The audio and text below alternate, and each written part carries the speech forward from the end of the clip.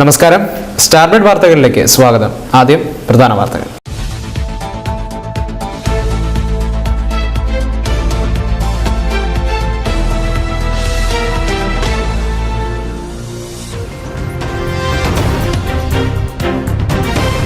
ജില്ലയിലെ ദുരിതാശ്വാസ കേന്ദ്രങ്ങളിൽ 1000-ലേറെ ആളുകൾ. ചെങ്ങളായിൽ ദുരിതാശ്വാസ കേന്ദ്രത്തിലെ ജനങ്ങൾക്ക് സന്നദ്ധ സംഘടനകളുടെ സഹായം. ഇത് കോപ്രം നിവാസികളെ ഇവിടെ സ്വീകരിക്കുന്നതിന് വേണ്ടി അഹമഹമിഹയ എന്ന് പറയാം. ജനങ്ങളാകെ ഇവിടേക്ക് ഒഴുകിയെത്തുകയാണ്. അത് നാം മനസ്സിലാക്കേണ്ടത്, നമുക്കൊരു ദുരിതം വരുന്നു എന്നാൽ അത് നമ്മുടെ മാത്രമല്ല, നാടിൻ്റെ ആകെയാണ് എന്ന് തിരിച്ചറിയാൻ കഴിയുന്ന ഒരു വലിയ മനസ്സ് ആളുകൾക്ക് ഉണ്ടായിരിക്കുന്നു എന്നാണ്. ശ്രീകണ്ഠപുരം മുങ്ങി തന്നെ. വെള്ളിയാഴ്ച പുലർച്ചെ മാർക്കറ്റിലും പൊടിക്കളത്തും വെള്ളം ഇറങ്ങിയെങ്കിലും 10 മണിയോടെ വെള്ളപ്പൊക്കം രൂക്ഷമായി. ഗതാഗതം സ്തംഭിച്ചു.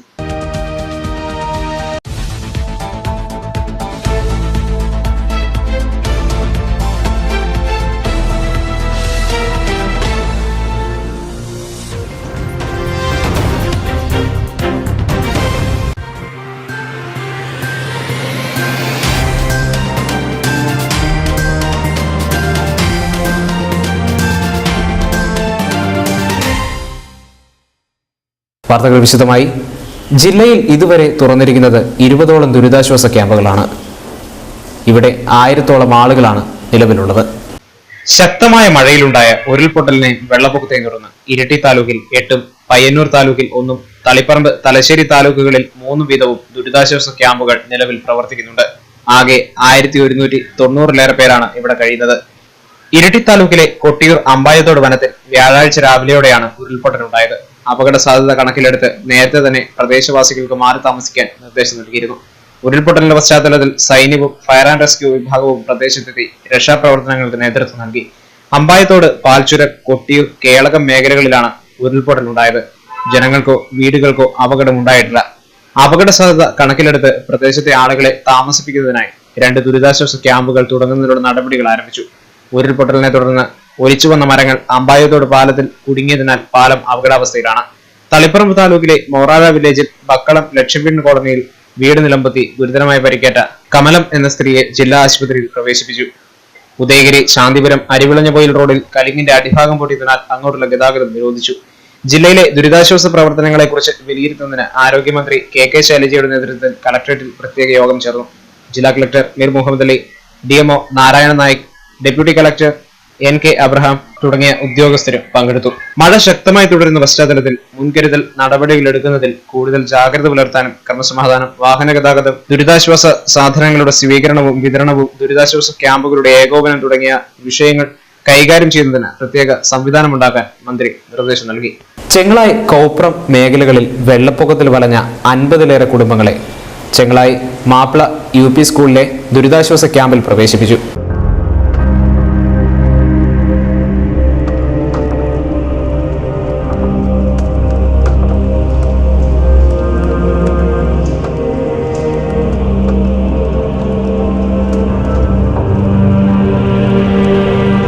ശ്രീകണ്ഠപുരം മേഖലയിൽ കഴിഞ്ഞ 2 ആഴ്ചയായുള്ള ഇടവിട്ടുള്ള വെള്ളപ്പൊക്കത്തിൽ വലയുകയാണ് ചെങ്ങളായി കൗപ്രം നിവാസികൾ.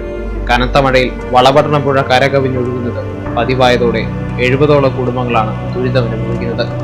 കഴിഞ്ഞ ബുധനാഴ്ച പയ്യാവൂർ വനമേഖലയിലെ ഉരുൾപൊട്ടലിനെ തുടർന്നുണ്ടായ വെള്ളപ്പൊക്കത്തിൽ ഇവരുടെ വീടുകളിൽ വെള്ളമെത്തിയതോടെ എല്ലാവരെയും ചെങ്ങളായിലെ മാപ്പിള LP സ്കൂളിലെ ദുരിതാശ്വാസ ക്യാമ്പിലേക്ക് മാറ്റിയിരുന്നു.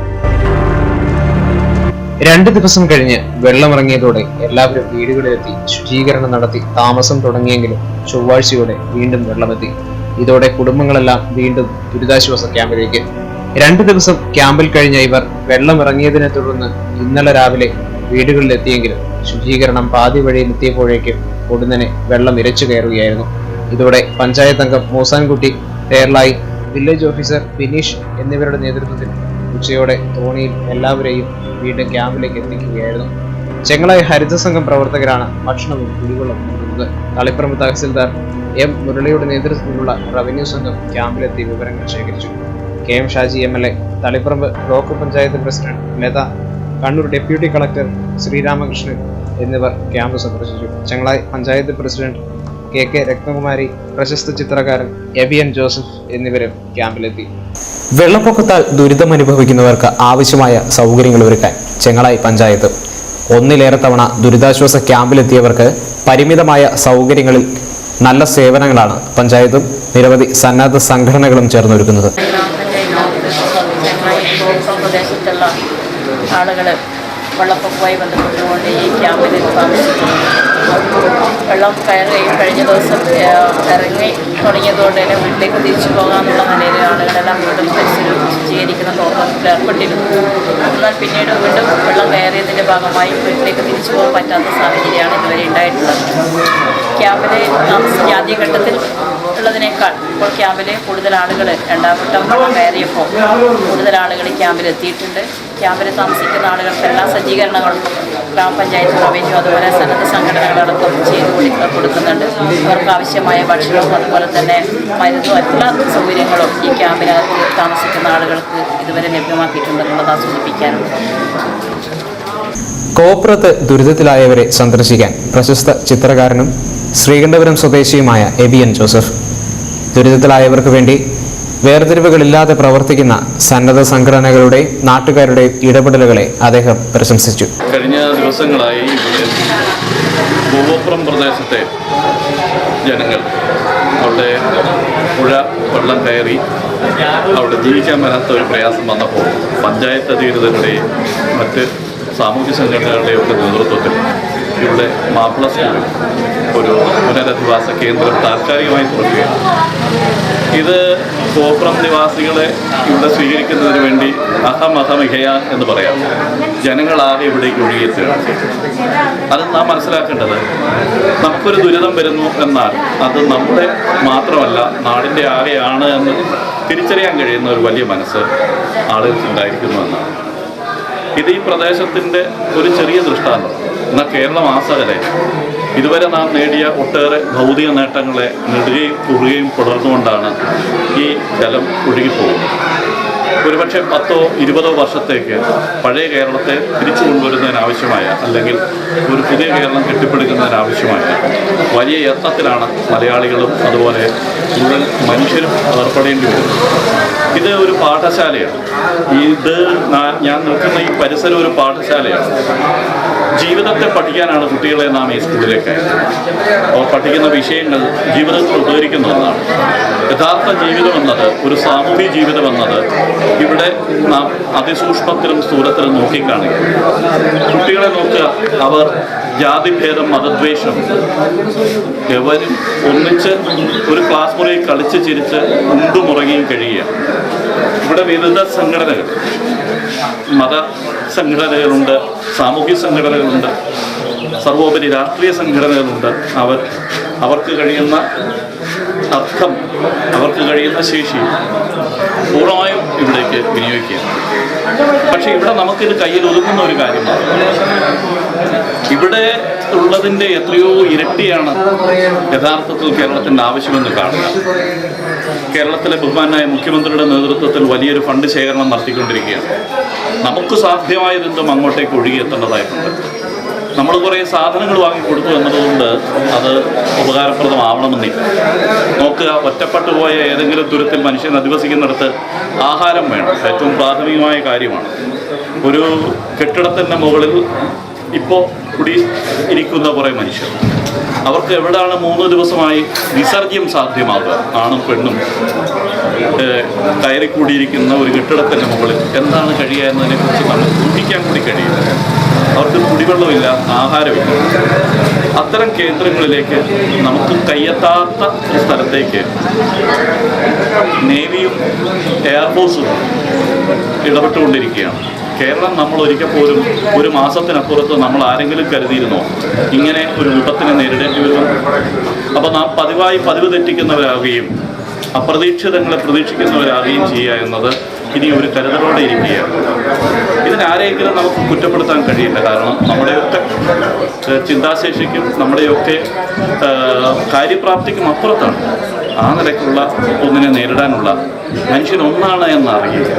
ഈ കേരളത്തിൽ കഴിഞ്ഞ കുറച്ച് കാലത്ത് നമുക്ക് പറ്റിയൊരു കുറവതാണ്. മനുഷ്യൻ എന്നത് ഒന്നാണ് എന്ന് മനസ്സിലാക്കാതെ ഞങ്ങൾ പ്രത്യേക വിഭാഗമാണ് എന്ന് ഓരോരുത്തരും തെറ്റിദ്ധരിച്ചു പോയി. ഞങ്ങളുടെ അവകാശങ്ങളെന്ന് പറയുന്നത് മനുഷ്യൻ്റെ അല്ല, വേറെന്തോ ആണെന്നാണ് നമ്മൾ തെളിയിച്ചത്. അതിനൊക്കെയും പരിഹാരമായും പ്രകൃതിയെ സ്നേഹിക്കാനും മനുഷ്യരെ പരസ്പരം സ്നേഹിക്കാനും കൂടിയുള്ള ഒരു പാഠശാലയായി ഇത്തരം കേന്ദ്രങ്ങളെ കാണുന്നത് ഒരു പക്ഷേ വലിയ നല്ല ഒരു കേരളം കെട്ടിപ്പടുക്കുന്നതിന് നമുക്ക് ഊർജ്ജമായി മാറിയേക്കാം. ഇവിടെ വന്ന മുഴുവൻ സാമൂഹ്യ പ്രവർത്തകരെയും നാട്ടുകാരെയും രാഷ്ട്രീയ നേതൃത്വത്തെയും ഒക്കെ അഭിവാദ്യം ചെയ്യാൻ ശ്രമിക്കും. തളിപ്പറമ്പിൽ നിന്നും ചെങ്ങളായിലേക്ക് സഹായവുമായി സന്നദ്ധ സംഘടനാ പ്രതിനിധികളെത്തി. വയനാട്ടിലേക്ക് കൊണ്ടുപോകുന്നതിന് ഇവർ സ്വരൂപിച്ച ഭക്ഷണ സാധനങ്ങളാണ് ചെങ്ങളായിലെ ദുരിതാശ്വാസ ക്യാമ്പിൽ കഴിയുന്നവർക്കായി ഇവർ എത്തിച്ചത്. ഈ വിഷയവുമായി ബന്ധപ്പെട്ടിട്ട് നമ്മുടെ മൂസാൻകുട്ടി അതുപോലെ വിവിധ ആൾക്കാരെ നമ്മൾ ദൈനംദിനം ബന്ധപ്പെട്ടുകൊണ്ടിരിക്കും. വിഷയം പഠിച്ചപ്പോൾ വളരെ ഉന്നതമാണെന്ന് അങ്ങനെ വയനാട്ടിലേക്ക് ശേഖരിച്ച് വെച്ച പല ഭക്ഷ്യസാധനങ്ങളും മറ്റും നമ്മുടെ നാട്ടുപ്രദേശത്തിന് കൊടുക്കാൻ വേണ്ടി അടിയന്തരമായി ഇന്ന് പെട്ടെന്ന് തീരുമാനിക്കേണ്ടത്. അതിനനുസരിച്ചാണ് നമ്മൾ തളിപ്പറമ്പിലെ സാധനങ്ങൾ വരുന്ന ദിവസങ്ങളിലും ആവശ്യമായ സാധനങ്ങൾ ചെയ്യാൻ സന്നദ്ധരാണ്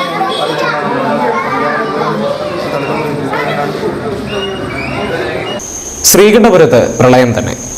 മാർക്കറ്റിൽ വെള്ളമിറങ്ങി മണിക്കൂറുകൾക്ക് പിന്നാലെ വീണ്ടും വെള്ളം കയറി. പൊടിക്കളത്തും സമാനമായ സാഹചര്യമാണ് ഉണ്ടായത്. കഴിഞ്ഞ 2 ദിവസങ്ങളായി പെയ്യുന്ന കനത്ത മഴയ്ക്ക് നേരിയ ശമനമുണ്ടായെങ്കിലും ശ്രീകണ്ഠപുരം വെള്ളത്തിൽ തന്നെ. ഇന്നലെ ഉച്ചയോടെ ഗതാഗതം നിലച്ച ശ്രീകണ്ഠപുരം പയ്യാവൂർ റോഡിൽ CH നഗർ, പൊടിക്കളം എന്നിവിടങ്ങളിൽ ഇന്ന് പുലർച്ചെ നേരിയ തോതിൽ വെള്ളമിറങ്ങിയതോടെ ബസ് സർവീസ് പുനരാരംഭിച്ചെങ്കിലും ഉച്ചയോടെ വീണ്ടും ബസ് സർവീസും നിലച്ചു. ശ്രീകണ്ഠപുരം ഇരിട്ടി, ശ്രീകണ്ഠപുരം മയിൽ, മടമ്പം പൊടിക്കളം, മടമ്പം അരസ് നഗർ റോഡുകളിൽ വെള്ളം കെട്ടി നിൽക്കുന്നതിനാൽ ഇതുവഴിയുള്ള ഗതാഗതം പുനരാരംഭിച്ചിട്ടില്ല. ഇന്നലെ രാത്രി വെള്ളക്കെട്ടിലൂടെ ഇരിക്കൂർ ഭാഗത്തേക്ക് പോകാൻ ശ്രമിച്ച ലോറി തുമ്പേനിയിൽ വെച്ച് നിന്നുപോയി. ലോറിയുടെ പകുതിയോളം ഭാഗം വെള്ളത്തിൽ മുങ്ങിക്കിടക്കുകയാണ്. വിവരമറിഞ്ഞ് തളിപ്പറമ്പിൽ നിന്നെത്തിയ അഗ്നിശമന സേന ലോറി കരക്കെത്തിക്കാൻ ശ്രമം നടത്തിയെങ്കിലും കഴിഞ്ഞില്ല. കഴിഞ്ഞ വെള്ളപ്പൊക്കത്തിൽ ഇവിടെ അകപ്പെട്ട കാർ ഒഴുകിപ്പോയിരുന്നു. ശ്രീകണ്ഠപുരം മാർക്കറ്റ് വെള്ളത്തിൽ തന്നെയാണുള്ളത്.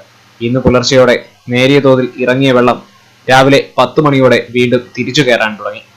ഇരിക്കൂറിൽ വീട് തകർന്നു. ഇരിക്കൂറിലെ പള്ളിക്കൽ താഹിറയുടെ വീടാണ് തകർന്നത്. ആർക്കും പരിക്കില്ല. കനത്ത കാറ്റിലും മഴയിലും വീട് തകർന്നു. ഇരിക്കൂർ പാലം സൈറ്റ് ജുമാ മസ്ജിദിന് സമീപം പള്ളിക്കൽ താഹിറയുടെ വീടാണ് തകർന്നത്. ഇന്നലെ രാത്രിയായിരുന്നു സംഭവം. അപകട സമയത്ത് വീട്ടിൽ ആരും ഉണ്ടായിരുന്നില്ല. എല്ലാവരും പെരുവളത്ത് പറമ്പിൽ ബന്ധു വീട്ടിൽ ഗൃഹപ്രവേശന ചടങ്ങിൽ പങ്കെടുക്കാൻ പോയതായിരുന്നു. ഓടുമേഞ്ഞ വീട് പൂർണ്ണമായും തകർന്ന് ഇലക്ട്രോണിക്സ് ഉപകരണങ്ങൾ നശിച്ചു. 2 ലക്ഷത്തോളം രൂപയുടെ നഷ്ടം കണക്കാക്കുന്നുണ്ട്. പ്രധാന വാർത്തകൾ ഒരിക്കൽ കൂടി.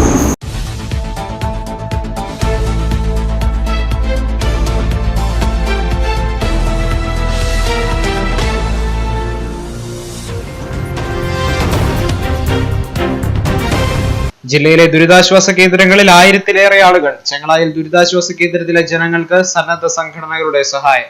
ഇത് കോപ്രം നിവാസികളെ ഇവിടെ സ്വീകരിക്കുന്നതിന് വേണ്ടി അഹമഹമിഹയ എന്ന് പറയാം. ജനങ്ങളാകെ ഇവിടേക്ക് ഒഴുകിയെത്തുകയാണ്. അത് നാം മനസ്സിലാക്കേണ്ടത്, നമുക്കൊരു ദുരിതം വരുന്നു എന്നാൽ അത് നമ്മുടെ മാത്രമല്ല നാടിൻ്റെ ആകെയാണ് എന്ന് തിരിച്ചറിയാൻ കഴിയുന്ന ഒരു വലിയ മനസ്സ് ആളുകൾക്ക് ഉണ്ടായിരിക്കുന്നു എന്നാണ്. ശ്രീകണ്ഠപുരം മുങ്ങി തന്നെ. വെള്ളിയാഴ്ച പുലർച്ചെ മാർക്കറ്റിലും പൊടിക്കളത്തും വെള്ളമിറങ്ങിയെങ്കിലും 10 മണിയോടെ വെള്ളപ്പൊക്കം രൂക്ഷമായി. ഗതാഗതം സ്തംഭിച്ചു.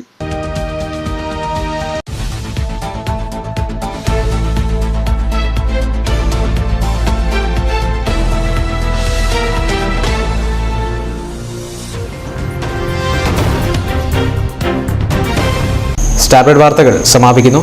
നമസ്കാരം.